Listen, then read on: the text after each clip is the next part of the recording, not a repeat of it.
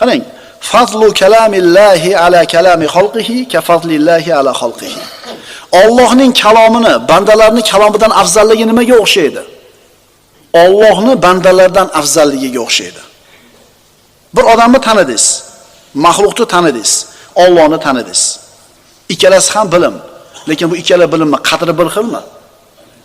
Ikkita ilmda qadri bir xilmi?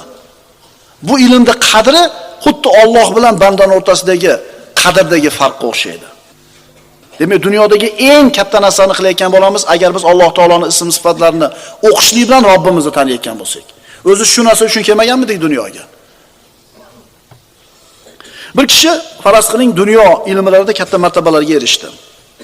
Diplom oldi, doktor bo'ldi, akademik bo'ldi, professor bo'ldi, xullas fizikadan, ximiyadan, astronomiyadan.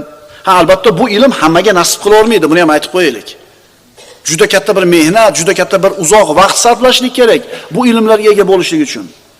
Ammo uning bu ilmi faqat shu dunyoda unga asqatadi. 10 ta diplomi bo'lsin, qabrga ko'milayotganda bu diplomlar hammasi yer betida qoladi.